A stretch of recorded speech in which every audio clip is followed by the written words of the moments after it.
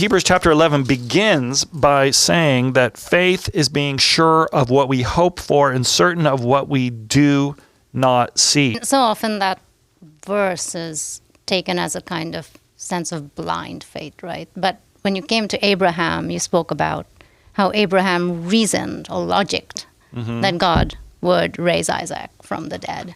Right? So could you say a bit more about that relation between faith and reason or logic? Abraham reasoned that God could raise the dead. And so that was the reason why he was willing to offer his son up, is because even if he had to kill Isaac, he knew that God would raise him from the dead. And reasoned was the word there. So I think there's always this tension between faith, kind of like just complete trust, the things we don't understand, and using our brains, using our minds. I mean, Romans 12:2 says, don't conform anymore to the pattern of this world, but be transformed by the renewing of your minds. And so there's something about our minds that's really, really important in the journey of faith. We have to use our minds. We have to engage our intellect in this, right? Yeah. But then on the other hand, you've got, there's verses say we walk by faith, right? Not by sight, right? Like lean not on your own understanding, right? So you have this tension. So which is it? Do we use our heads, or do we lean not on our understanding and we have to walk completely by faith? So I don't know. Hold those two in tension, I guess. Yeah.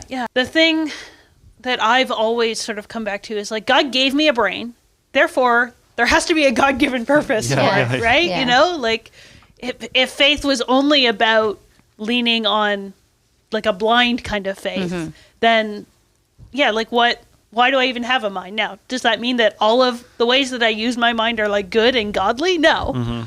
But I think, there is something about having a brain and having intellect that at least like it has to have some part in our faith journey. And in this verse too, it's nice that he reasoned, right? There is that mental process there in terms of what you believe and assessing it and seeing where to trust and whether God is trustworthy and who he is. And so you're very much reasoning out what you believe and how you believe it and how you live into it. And so I think, it just sort of deepens our sense of what we base our life on and helps us to think it through. It's a very different way, I think. Yeah.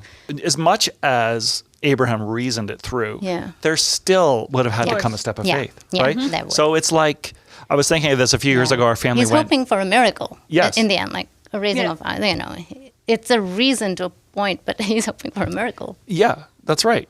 And still, I would say you can reason. You can, even if you've reasoned something all the way you can, you're still going to be a part of it that's going to require faith. A couple of years ago, we went to British Columbia, and we went to this place called Golden, British Columbia, and there's this thing there called the Golden Sky Bridge. It's this, I think it is the longest suspension bridge in Canada over this huge gorge. I can remember, getting to this bridge. And I looked, okay, there's the cable. The cables are going into the ground. But you look at this thing, it is sagging and and it's freaky, right? Yeah. And you can reason it out. You can say, look, people are ahead of me. They're already going across. It's totally fine. It's going to be just fine. Look, this looks sturdy. This is brand new. It's a calm day, right?